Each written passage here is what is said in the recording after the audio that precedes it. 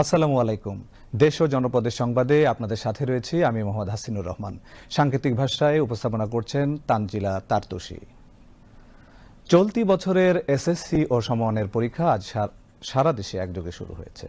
এবার প্রায় 18,51,423 জন শিক্ষার্থী অংশ নিচ্ছে এই গুরুত্বপূর্ণ পাবলিক পরীক্ষায়। নতুন সরকারের অধীনে এটি প্রথম পাবলিক পরীক্ষা হওয়ায় স্বাভাবিকভাবেই বাড়তি নজর রয়েছে প্রশাসনের। দেশজুড়ে 3,885টি কেন্দ্রে অনুষ্ঠিত হচ্ছে এ পরীক্ষা, যা চলবে আগামী 20 মে পর্যন্ত। বিস্তারিত দেখুন মিম আক্তারের রিপোর্টে।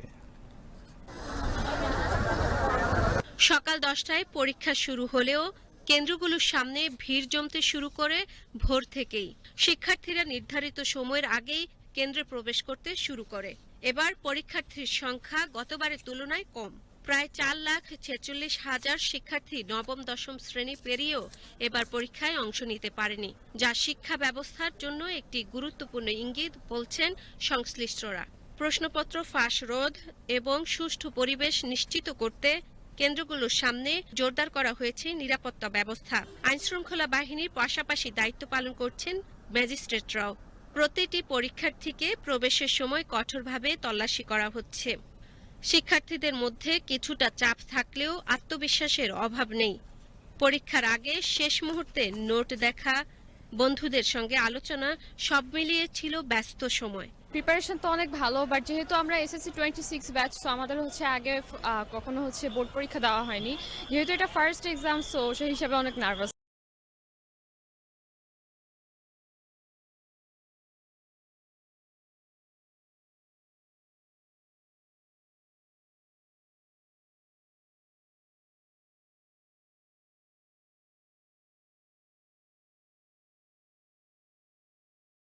আরো অনেক কিছু এমসিকিউ গুলো একটু চেক করছে। প্রস্তুতি আলহামদুলিল্লাহ ভালো। এতক্ষণ আম্মু সাথে ছিল, বই খাতা দিয়ে পড়াশোনা করলাম, এখন বাকিটা আল্লাহ ভরসা। যারা পড়েছে তারা অবভিয়াসলি ভালো করবে। যদি কোশ্চেন স্ট্যান্ডার্ডও হয়, পড়লে ইজি লাগবে, না পড়লেই হার্ড লাগবে। শেষ মুহূর্তে প্রস্তুতি ভালোই। অন্যদিকে অভিভাবকদের উপস্থিতিতে কেন্দ্রের সামনে তৈরি হয়েছে অতিরিক্ত ভিড়, যার কারণে অনেক ক্ষেত্রে শিক্ষার্থীদের কেন্দ্রে প্রবেশ করতে কিছুটা বিড়ম্বনায় পড়তে হয়েছে। অনেক অভিভাবকই মনে করছেন কেন্দ্রের গেটে অপ্রয়োজনীয় ভিড় কমানো গেলে শিক্ষার্থীদের জন্য আরো স্বস্তিদায়ক পরিবেশ তৈরি হবে। একজনের সাথে একজন গার্জিয়ানের বেশি আসা উচিত না এই পরিস্থিতিতে। এবার যে নকল মুক্ত যে ব্যবস্থাটা নিয়েছে, এর জন্য খুব অত্যন্ত ভালো লাগছে। সরকারের উদ্যোগ এবং সচেতনতা সেটা খুব ভালো পরীক্ষা দিয়েছে। সিলেবাসও খুব ভালো দেওয়া হয়েছে এবং বাংলা প্রথম পত্র দ্বিতীয় পত্র পরীক্ষার মধ্যে যথেষ্ট গ্যাপ দিয়েছে। বাচ্চারা ইনশাল্লাহ ভালো করবে, কোনো হয়রানি হয়নি এবছর। শিক্ষা মন্ত্রণালয়ের নির্দেশনা অনুযায়ী প্রতিদিন সকাল 10টায় শুরু হবে পরীক্ষা। লিখিত পরীক্ষা শেষে আগামী 7 থেকে 14 জুন পর্যন্ত অনুষ্ঠিত হবে ব্যবহারিক পরীক্ষা। পরীক্ষার্থীদের জন্য আগে থেকেই জারি করা হয়েছে 14 দফার নির্দেশনা, যার মধ্যে রয়েছে সময়মতো উপস্থিতি, নিষিদ্ধ সামগ্রী গ্রহণ না করা এবং শৃঙ্খলা বজায় রাখা। যারা সিলেবাস শেষ করেছে বা সম্পূর্ণ পড়া পড়েছে, তারা সবকিছু কম পাবে ইনশাআল্লাহ। আর এই যে নতুন যে শিক্ষামন্ত্রী, ওনার যে পদক্ষেপটা, ওই পদক্ষেপটা অত্যন্ত সুন্দর হয়েছে। নকলমুক্ত যেহেতু পরীক্ষা হবে, তাই এই ক্ষেত্রে যারা সিলেবাস সম্পূর্ণ শেষ করেছে তাহলে অবশ্যই কমন পড়বে, প্রশ্নপত্র হার্ড করা হয়নি। পরীক্ষা আলহামদুলিল্লাহ ভালো হয়েছে, পরিবেশও সুন্দর ছিল, আমরা সুন্দরভাবে পরীক্ষা দিতে পারছি। পরীক্ষা খুব ভালো হয়েছে, কোশ্চেন অনেক সহজ হয়েছে, সবকিছু অনেক আলহামদুলিল্লাহ কমন আসছে। প্রশ্ন সুন্দর প্রশ্ন হয়েছে, কমন আসছে।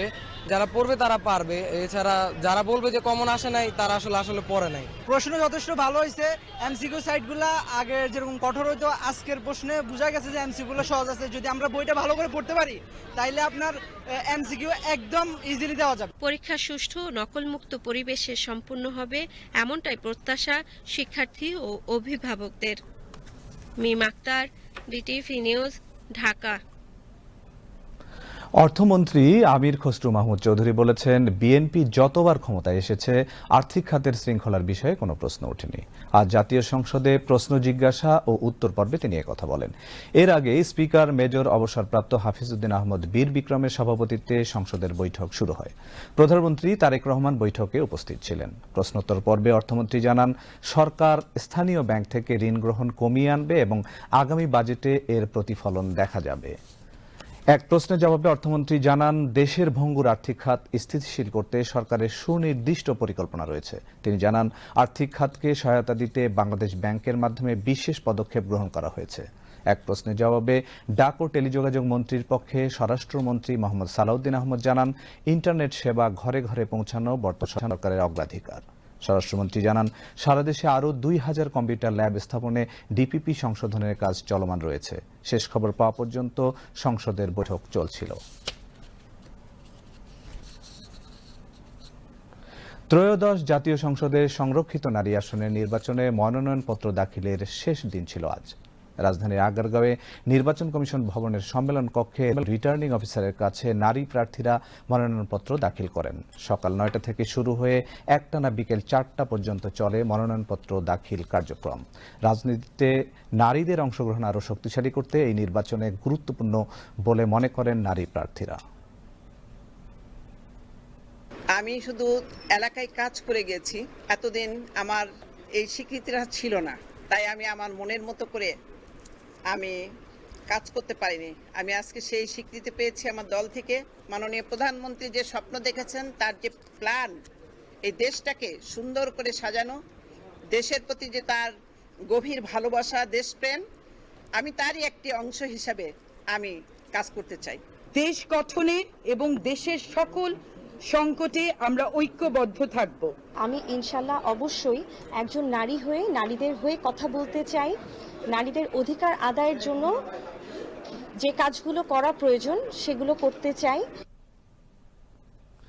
বিকালে সাংবাদিকদের ব্রিফিংকালে রিটার্নিং অফিসার মঈনুদ্দিন খান জানান, বিএনপি জোট মনোনীত 36 জন, জামায়াতের নেতৃত্বাধীন 11 দলীয় জোট মনোনীত 13 জন এবং স্বতন্ত্র প্রার্থীদের মনোনীত 1 জন প্রার্থী মনোনয়নপত্র দাখিল করেছেন। এর বাইরে 3 জনের মনোনয়নপত্র পাওয়া গেছে। সেই 3 জন কোনো দল বা জোট থেকে মনোনয়নপত্র জমা দেননি।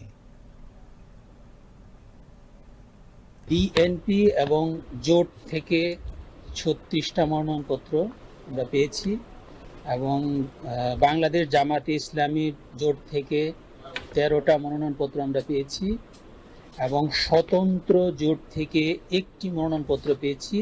আর এর বাইরে আমরা 3 জনের মনোনয়নপত্র পেয়েছি।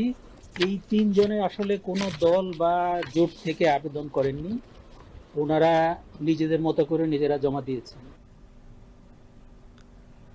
নির্বাচন কমিশন ঘোষিত তফসিল অনুযায়ী মনোনয়নপত্র দাখিল শেষে রিটার্নিং অফিসার কর্তৃক মনোনয়নপত্র বাছাই করা হবে 22 ও 23 এপ্রিল। বাছাইয়ের বিরুদ্ধে আপিল আবেদন 26 এপ্রিল এবং আপিল নিষ্পত্তি 27 ও 28 এপ্রিল। ভোট গ্রহণ হবে আগামী 12 মে। দেশে হামের সংক্রমণ মোকাবেলায় 1,80,00,000 শিশুকে টিকা দেয়া হবে। যেসব শিশু হাসপাতালে আছে তাদের সর্বোচ্চ চিকিৎসা দিতে সব ব্যবস্থা করেছে সরকার। আজ তথ্য অধিদপ্তর মিলনায়তনে সরকারের বিভিন্ন কার্যক্রমের অগ্রগতি নিয়ে এক প্রেস ব্রিফিংয়ে একথা জানান প্রধানমন্ত্রীর তথ্য ও সম্প্রচার বিষয়ক উপদেষ্টা ডাক্তার জাহিদুর রহমান। তিনি বলেন, জ্বালানির মূল্য বৃদ্ধির কারণে গণপরিবহনের ভাড়া যৌক্তিকভাবে বাড়ানো হবে। এ বিষয়ে সরকারের সাথে পরিবহন সংশ্লিষ্টদের আলোচনা চলছে। উপদেষ্টা বলেন, দেশে জ্বালানি তেলের পর্যাপ্ত মজুদ ও সরবরাহ ঠিক আছে। দাম বৃদ্ধির ফলে অনেকেই তেল ক্রয় করে মজুত করার চেষ্টা করছেন। এই বিষয়গুলো খতিয়ে দেখা হচ্ছে।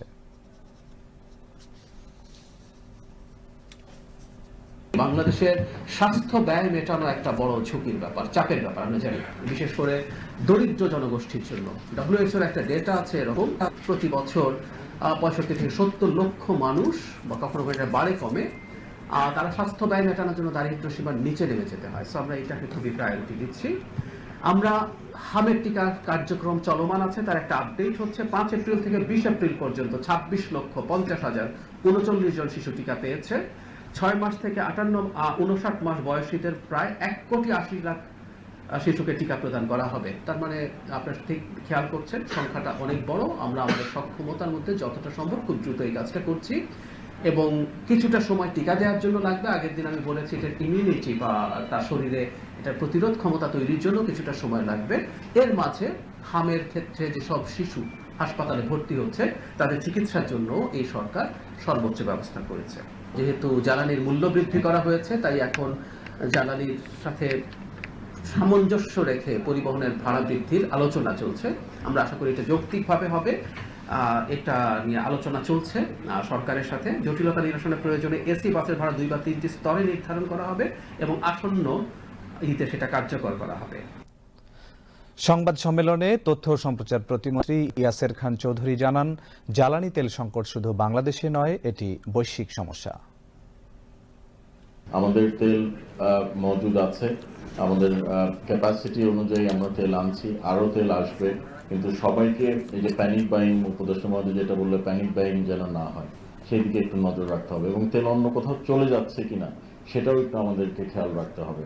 এবং এই বিষয়ে আপনাদেরকেও, আপনাদের সহযোগিতাও চাই যে আপনারাও এই যে এখানে তেলগুলো উদ্ধার হচ্ছে, মজুদ রাখা হচ্ছে, আমরা সরকার কিন্তু চেষ্টা করছে যে এই এরকম যেন ঘটনা যেন না ঘটে, বা ঘটনা না ঘটার জন্য যে পদক্ষেপ নেওয়া হচ্ছে। জুলাই গণঅভ্যুত্থানে ইন্টারনেট বন্ধ করে হত্যার নির্দেশ সহ ৩ অভিযোগে সজীব ওয়াজেদ জয় ও জুনায়েদ আহমেদ পলকের বিরুদ্ধে সাক্ষ্য গ্রহণের পরবর্তী তারিখ ২৬ এপ্রিল ধার্য করেছেন আন্তর্জাতিক অপরাধ ট্রাইব্যুনাল। বিচারপতি গোলাম মুর্তজা মজুমদারের নেতৃত্বাধীন আন্তর্জাতিক অপরাধ ট্রাইব্যুনাল ১ আজ সাক্ষ্য গ্রহণ শেষে এই আদেশ দেন। এই মামলায় জবানবন্দি শেষে চতুর্থ সাক্ষী বিটিআরসির উপপরিচালক মাহরিন আহসানকে জেরা করেন আসামি পক্ষ।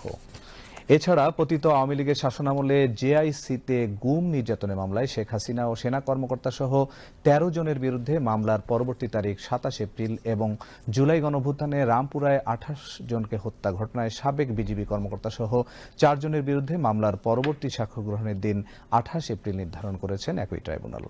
এদিকে জুলাই গণঅভ্যুত্থানে কুষ্টিয়ায় মানবতা বিরোধী অপরাধের মামলায় জাসদ সভাপতি হাসানুল হক ইনুর পক্ষে যুক্তি উপস্থাপন আগামীকাল পর্যন্ত মুলতবি করেছেন আন্তর্জাতিক অপরাধ ট্রাইব্যুনাল।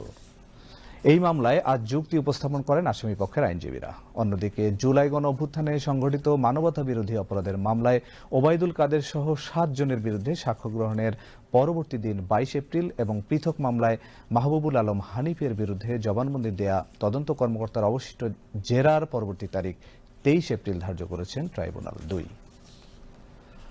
চলতি এপ্রিল মাসের প্রথম ১৯ দিনে দেশে রেমিটেন্স এসেছে $২১,৭০,০০,০০০, যা বাংলাদেশি টাকায় ২৬,১০৯ কোটি টাকা। গতকালের তথ্য প্রকাশ করে বাংলাদেশ ব্যাংক। বাংলাদেশ ব্যাংকের তথ্য অনুযায়ী এপ্রিলের প্রথম ১৯ দিনে আসা এ রেমিটেন্স ইতিবাচক ধারায় রয়েছে। প্রবাসীরা সাধারণত কোরবানির ঈদের আগে বেশি রেমিটেন্স পাঠান। সেই ধারাবাহিকতায় এবারের এপ্রিলেও প্রবাসীরা বেশি রেমিটেন্স পাঠাচ্ছেন। রেমিটেন্সের এ ধারা আগামী কোরবানির ঈদ পর্যন্ত অব্যাহত থাকবে। চলতি এপ্রিলে গত বছরের একই সময়ের চেয়ে ২৩.৮% বেশি রেমিটেন্স এসেছে। গত বছরের এপ্রিল মাসের প্রথম ১৯ দিনে প্রবাসী আয় এসেছিল $১৭১,৯০,০০,০০০। তথ্য অনুযায়ী গত মার্চ মাসে প্রবাসীরা পাঠিয়েছিলেন $৩৭৫,৫০,০০,০০০, যা দেশের ইতিহাসে একক কোনো মাসে সর্বোচ্চ রেমিটেন্স। চলতি ২০২৫-২৬ অর্থবছরের জুলাই থেকে ১৯ এপ্রিল পর্যন্ত প্রবাসীরা দেশে মোট $২,৮৩৪ কোটি রেমিটেন্স পাঠিয়েছেন, যা আগের অর্থবছরের তুলনায় ২০.৬% বেশি।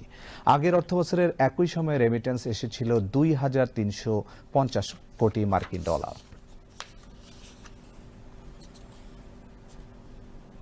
সাম্প্রতিক সময়ে সোশ্যাল মিডিয়ায় যে গুজব অপতথ্যগুলো ছড়াচ্ছে তার অনেকগুলোর উৎস বিভিন্ন স্যাটায়ার বা ব্যঙ্গাত্মক পেজগুলো এমনভাবে সাজানো থাকে আর এমন কৌশলে কন্টেন্টগুলো প্রচার করে তাতে সাধারণ মানুষ একে সত্য ভেবে নেয় অনায়াসেই। স্যাটায়ার পেজ থেকে কিভাবে অপতথ্য ছড়াচ্ছে তার এক সাম্প্রতিক উদাহরণ নিয়ে বিস্তারিত দেখুন ডেস্ক রিপোর্টে। সোশ্যাল মিডিয়ায় একটি ফটো কার্ডে ধানমন্ডি ৩২-এর ছবিকে ইসরায়েলের হাইফা শহর ধ্বংসের ছবি হিসেবে প্রচার করা হয়। বলা হয় ইরানের আক্রমণে এই ধ্বংস সাধন হয়েছে। বিভিন্ন অ্যাকাউন্ট ও পেজ থেকে দাবিটিকে সত্য বিবেচনা করে শেয়ার দেয়া হয়।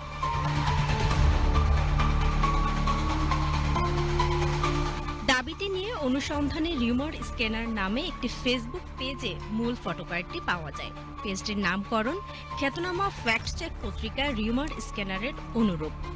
১৮ এপ্রিল দেয়া এই পোস্টের ক্যাপশনে পোস্টটি ব্যঙ্গাত্মক এবং শুধুমাত্র বিনোদনের উদ্দেশ্যে তৈরি বলে উল্লেখ করা হয়।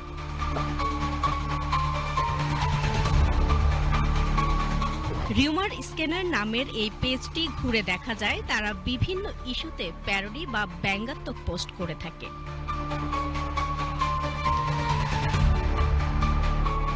পেজটির একটি ওয়েবসাইটও পাওয়া যায়। সেখানেও উল্লেখ করা হয়েছে এটি একটি ব্যঙ্গধর্মী প্ল্যাটফর্ম যা কাল্পনিক ও হাস্যরসাত্মক খবর তৈরি করে। সব কন্টেন্ট শুধুমাত্র বিনোদনের জন্য এবং এগুলোকে সিরিয়াস ভাবে নেওয়া উচিত নয়।